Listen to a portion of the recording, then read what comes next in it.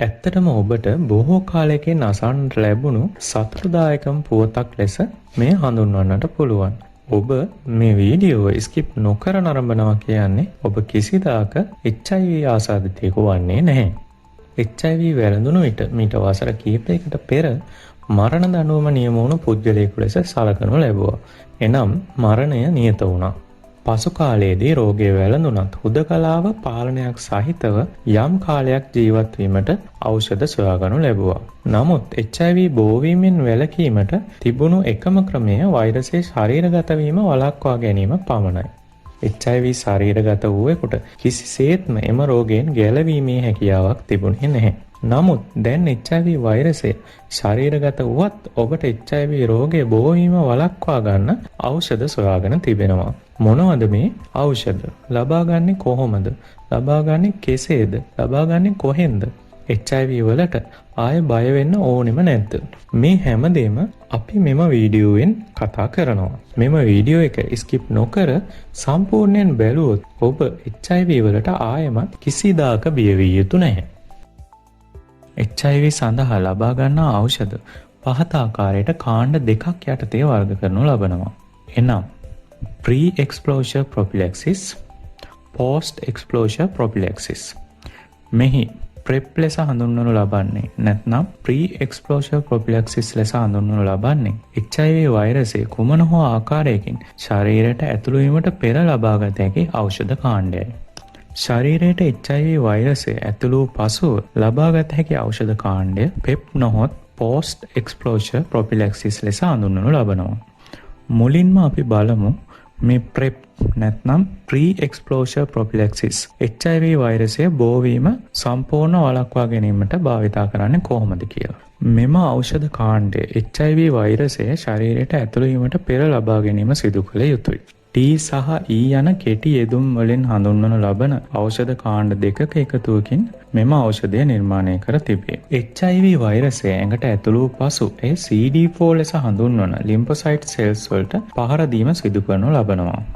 පසුව එම සෛල දුර්වල කොට පැය 72කට පසුව ඒ තුළ ගුණනය වීම නැතහොත් ගහණය වැඩි කිරීම ආරම්භ වෙනවා. ලිම්ෆොසයිට් සෙල්ස් ශරීරයේ ප්‍රතිශක්තිකරණය සඳහා වැදගත්ම සෛල වන නිසා මෙසේ HIV වෛරසය මෙම සෛල තුළ ගුණනය වීම නිසා සෛල දුර්වල වනවා. මේ නිසාම සිරුරේ ප්‍රතිශක්තිකරණය අඩපණ වීමට පටන් ගැනීම සිදු වෙනවා. PrEP වල අඩංගු TNE මෙම CD4 සෛල වලට HIV වෛරසය ඇතුළු වීම වැළැක්වීමට බාධකයක් ලෙස ක්‍රියා කර වෛරසය CD4 සෛල තුළට ඇතුල් වීම වළක්වා ගන්නවා. PrEP වල අඩංගු TNE මෙම CD4 සෛල වලට HIV වෛරසය ඇතුල් වීම වැළැක්වීමට බාධකයක් ලෙස ක්‍රියා කරනවා. මෙසේ වෛරසය CD4 සෛල වලට ඇතුල් වීම වැළැක්වීම මගින් HIV ආසාදනය වළක්වා ගනු ලබනවා. pre-exposure prophylaxis ලබාගත හැකි කාටද? තම සහකරු හෝ සහකාරියට අමතර වෙනත් සහකරුවන් සහකාරියන් සමග අනාරක්ෂිත ලිංගික සම්බන්ධතා පවත්වන්න. පිරිමි සමලිංගික පුද්ගලයන්, ලිංගික ශ්‍රමිකයන්, මත්ද්‍රව්‍ය එන්නත් කරගන්නා පුද්ගලයන්. මීට අමතරව ඔබට ඕනෑම නාඳුන අයෙකු සමග සිදු කරන ලිංගික ක්‍රියාකාරකමකට පෙර මෙය ලබා ගන්න පුළුවන්. ඒ වගේ මෙම පුද්ගලයා HIV ආසාදිත වුවත් ඔබ කොන්ඩම් එකක් භාවිතා නොකර ලිංගික වෙකුවත් 99%ක ආරක්ෂාවක් මේ මගින් ලබා ගන්න පුළුවන්. PrEP ලබාගත යුත්තේ කෙසේද? PrEP ලබා ගැනීම ආකාර දෙකකට සිදු කරන්න පුළුවන්. අංක 1 දිනපතා ලබා ගැනීම. අංක 2 තෝරා ගන්නා ලද දිනයකදී ලබා ගැනීම. මෙහිදී ලිංගික ශ්‍රමිකයන් වැනි අය සඳහා සහ මත්ද්‍රව්‍ය ලබා ගන්නන් සඳහා දිනපතා ලබා ගැනීම වඩාත් සුදුසු වෙනවා. අනෙක් අඩු අවදානම් සහිත පුද්ගලයන් සඳහා ලිංගික ඇසුරකට පැය 24කට පෙර මෙම ඖෂධය ලබා ගැනීම සුදුසු වෙනවා. PrEP වල අතුරු ආබාධ. PrEP වල අතුරු ආබාධ ලෙස වමනය, ඔක්කාරය, පාචන තත්ත්වය වැනි තත්ත්වයන් තා කලාතුරකින් ඇතිවිය හැකි නමුත් එමගින් ඔබට දීර්ඝකාලීන බලපෑම් ඇති නොකරයි. විශේෂ කරුණු. PrEP ලබාගත් පසුව සිදුවන ලිංගික ක්‍රියාවන්හිදී ඔබට HIV රෝගයෙන් සම්පූර්ණයෙන්ම සහ හෙපටයිටිස් B සඳහා තරමක ආරක්ෂාවක් හිමිවුවත් ගොනෝරියා, සිපිලිස්, ටීනියා වැනි සමාජ රෝගවලින් ආරක්ෂා වීමට ඔබට හැකියාව ලැබෙන්නේ නැහැ. එම නිසා ඒ ගැන අවධානය යොමු කිරීම වැදගත්. කොහොමද ඔයාට මේ PrEP ගන්න පුළුවන්?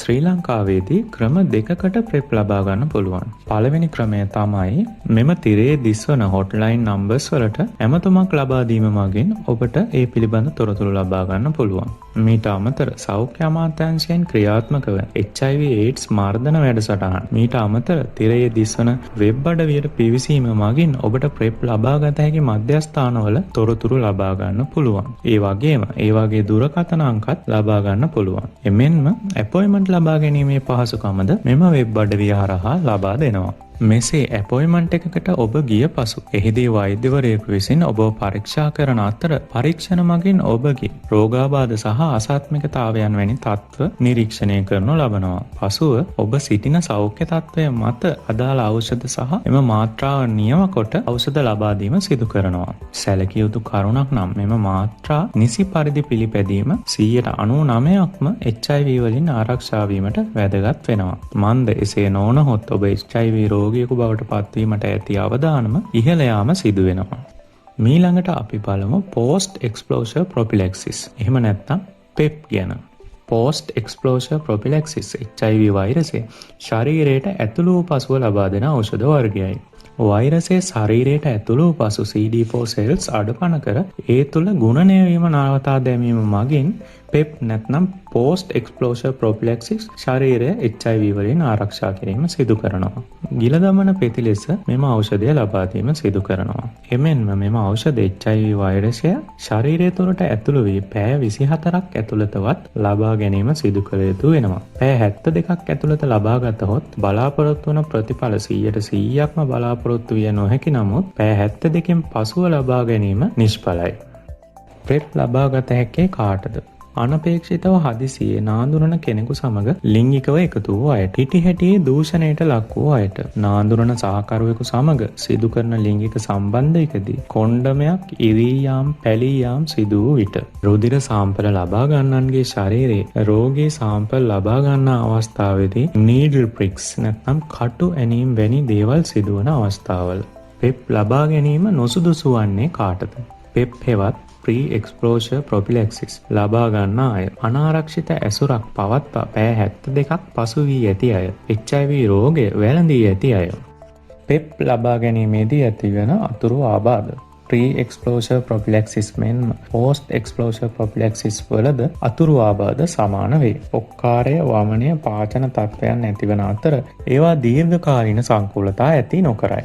විශේෂ කරුණ. post-exposure prophylaxis හදිසි HIV ආසාදනයක් වළක්වා ගැනීම සඳහා මිස දිගුකාලීනව HIV වළක්වා ගැනීමට සුදුසු නොවේ. දිගුකාලීන HIV වළක්වා ගැනීමට ඔබ ලබා ගත යුත්තේ pre-exposure prophylaxis වේ.